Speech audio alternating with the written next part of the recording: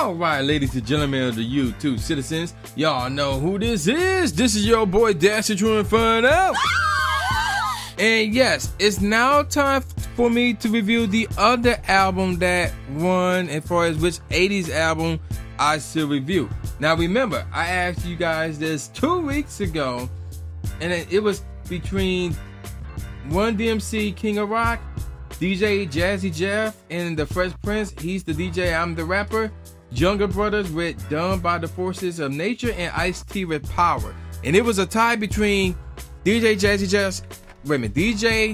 Jeff and the Fresh Prince and Run DMC. So last week I reviewed He's the DJ, I'm the Rapper. This week I am now reviewing King of Rock. So with that said, let's get straight into the review.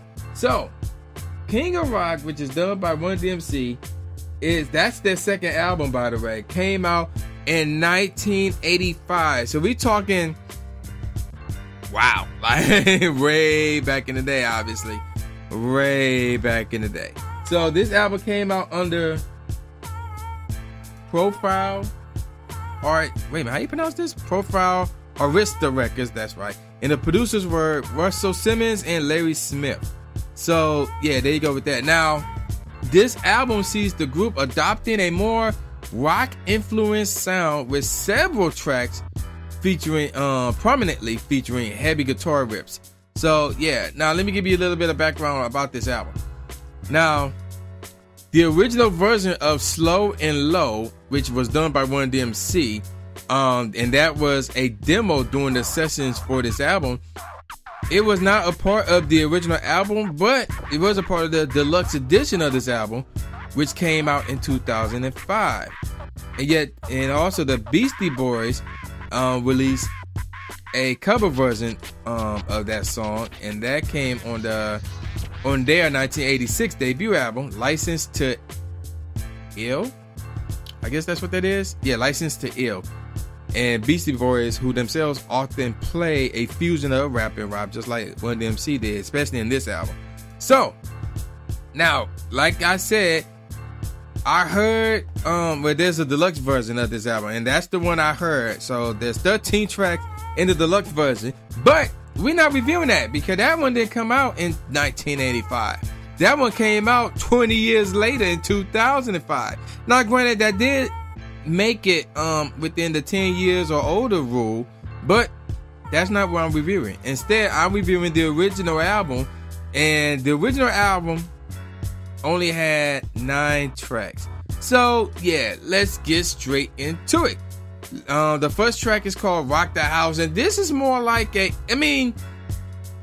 want to say it's a full track because it's 2 minutes and 42 seconds long, but it feels like a skit or something. There's nobody rapping or anything like that. You just hear a lot of people talking or whatever, say little ad-libs or whatever, but you mostly hear the beat. The second track is called King of Rock, one of the 3 singles, and obviously that's the name of the album, by the way. The third track is the second single off this album, called You Talk Too Much, followed by Jam Master Jam It, and I feel like that is not a remix, but a sequel off of a track off their first album, which was called Jam Master J. So this one's called Jam Master Jammin'. So yeah, let me see if there's like a trilogy to this, Jam Master or something. Nope. Okay, so yeah, it just stops right there. Now the next track off this album is Roots Rap Reggae featuring Yellow Man. He's the only guy who was featured in this whole album, nobody else. After that, we got Can You Rock It Like This, which is the third single of this album, followed by You're Blind. Then track number 8 is called It's Not Funny, followed by Daryl, or how you want to pronounce it, Darryl. So we're going to go with Daryl, Darryl, and Joe, and then in parentheses, Crush with a K, Groove 3. So yeah, meaning you probably want to rate. There's 1 and 2. Hey, the deluxe edition had 4. Touch Together Forever, Crush Groove 4. So yeah, there you go. Obviously, there was a 1 and 2. And yes, there was a 1 and 2, and that was on their first album. So yeah, I don't know about a 5 or 6 or anything like that, but we're gonna stick with this album right here. So let's get on with the singles. The first single is called King of Rock. So this single came out January 15th, 1985, and it's the title track for that album, obviously. It was featured on the video games Guitar Hero Aerosmith, Thrasher, Skate and Destroy, and is a downloadable track on Rock Band 3. The song was sampled for Michael Jackson's song Too Bad.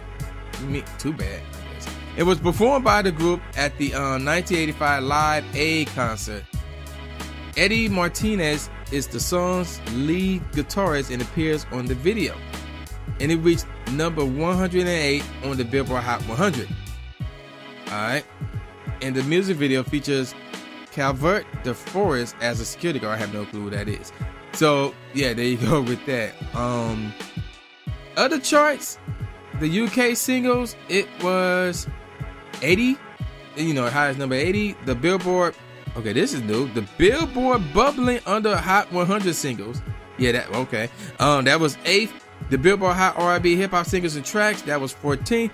And the Billboard Dance Music Club Play Singles, that was 40th.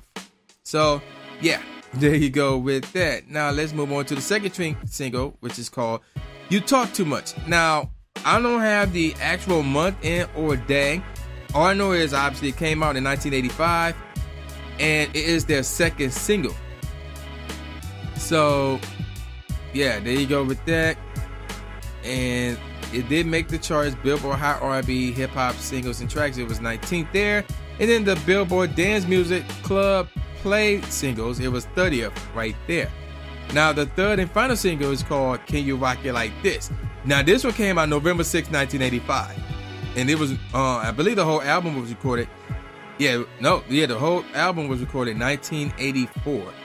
Yeah, so none of it was recorded in 85. Obviously, with the first single coming out to start off 1985, kind of makes sense. So, yeah, there you go with that. Now, believe it or not, the lyrics for this track were written by LL Cool J, and the song was sampled for the song Can You Move It Like This by Baha Man without credit.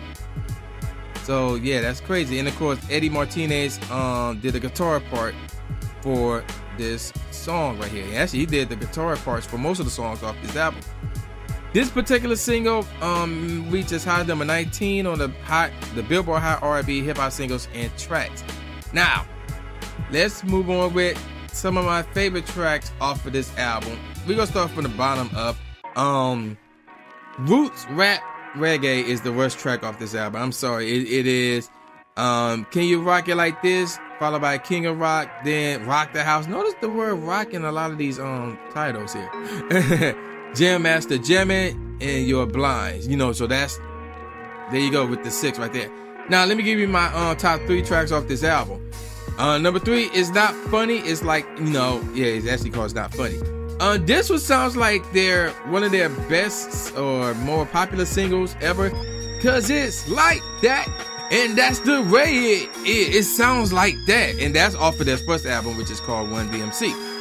So yeah, It's Not Funny do sound like It's Like That. And actually, judging by how somewhat similar the titles are, I mean, could this be a sequel? I mean, you know, who knows? But because it sounds like It's Like That, I put that the third best track off this album. So, you know, it was not bad. It was not bad. Second best track off this album, You Talk Too Much. That one was actually pretty good. I ain't gonna lie. I actually enjoyed that when You Talk Too Much. That was a pretty good track. And then the best track off this album, Daryl and Joe, Crush Groove 3. To me, I really like the beat off of this one. And that's what carried this track right there, in my opinion, Daryl and Joe. So, yeah, there you go with that right there. To me, that's their best track off of that album. Now, with all of that out the way, let me give you some professional reviews now. So, AllMusic gave it, 5 out of 5 stars. Chicago Tribune gave it 3 out of 4 stars. Encyclopedia of Popular Music gave it 4 out of 5 stars. Pitchfork Media gave it 5.7 out of 10. Rolling Stones gave it 4 out of 5 stars. The Rolling Stone Album Guide, however, gave it 2.5 out of 5 stars. Spin Alternative Record Guide gave it 6 out of 10. And The Village Voice gave it a B+. Now, there are some charts for this album. It was 52nd on the Billboard 200 and 12th in the top R&B/hip-hop albums. And I read to you the charts for the singles, and there's one more single. I guess they count this one as a single, Jam Master Jammin'. That one was 53rd, excuse me, on the Billboard Hot R&B/hip hop songs. So, with all that out the way, what do I think about this album? Well, this is okay. Obviously, this is my only time. This is the only Run DMC album I ever heard. I have not heard any other Run DMC album. But judging by their certifications, their next album that came after this one, called Raising Hell, seems to be their best one, because while King of Rock did reach platinum and the debut album Run DMC only reached gold, Raising Hell reached triple platinum in the US. It reached platinum in Canada and silver in the UK. So, like, when it comes to financially and certifications, things of that nature, Raising Hell was their best album. And you can make a case for King of Rock being their second best, either that or Tougher Than Leather, which was their fourth album.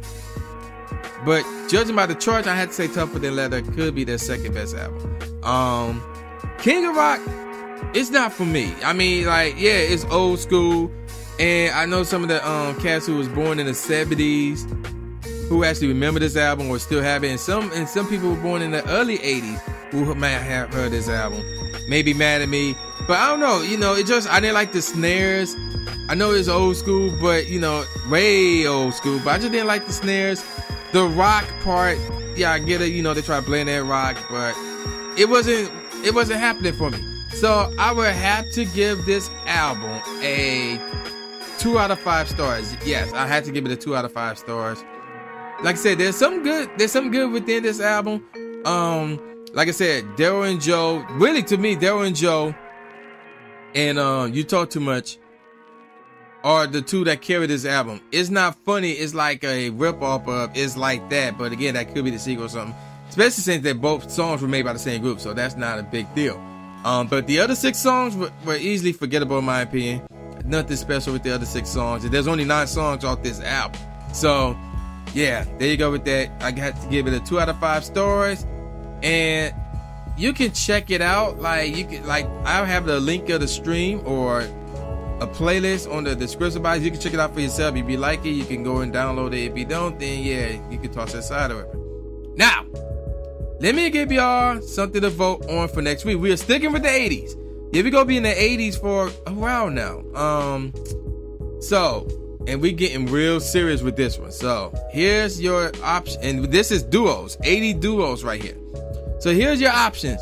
Public Enemy, It Takes a Nation of Millions to Hold Us Back. Eric B and Rakim, Paid in Full. And before y'all stop the video and vote for that one, here's the other 2 first.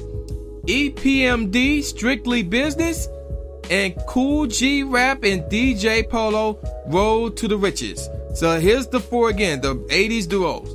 Public Enemy, It Takes a Nation of Millions to Hold Us Back. Eric B and Rakim, Paid in Full. EPMD, Strictly Business, and Cool G Rap and DJ Polo, Road to the Riches. So those are your options. Vote now on Facebook if you're following one of the 3 groups, or if you're a friend of mine on Facebook, or you can vote on Twitter. Link will be in the description box below as well. So yeah, man, y'all know who this is. This is the new Jay Gatsby, aka Jim Ron II, saying peace out, y'all, and I'll see y'all next time. Yeah.